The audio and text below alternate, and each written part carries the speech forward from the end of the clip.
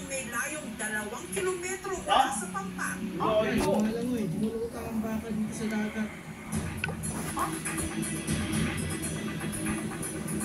Mabuti na lang at ang Philippine Coast Guard Masbate nagpapatrolya sa dagat ng mga oras na yon. Grabe ang bangka. Agad na nagsawa ng rescue operation.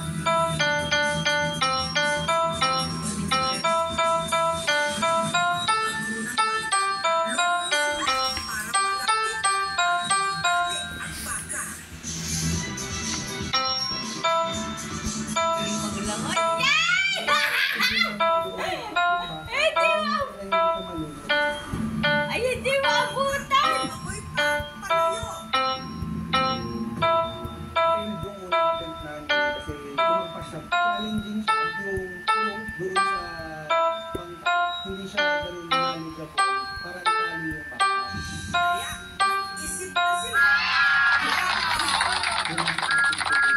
Hindi na rin lumayo kasi delikado yun, ma'am. Hindi natin alam kung anong magagawa sa tinatawag siya. Pero kung solid rock na tinatapakan yung drone, Ang grupo, muling lumapit sa bangka.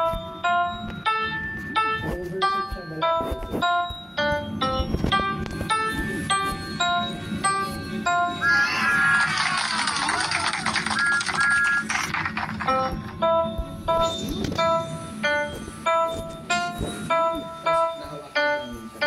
Pinagsandali na sa kanilang pakikipampuno. Tagumpay nilang natabihan ang bangka.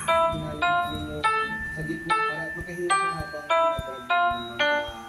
Palakas pa rin yung makamang pagdating ng shotgun.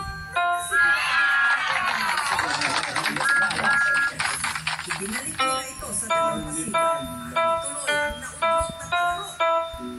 Pero dahil pagod na ang bangka sa pagkahoy, ang grupo ni Nancy, madali na itong nakatumba. Ang prices ko ay ang baka. 15,000. Ano yung minimum play? 15,000 na lang siya. Yun na.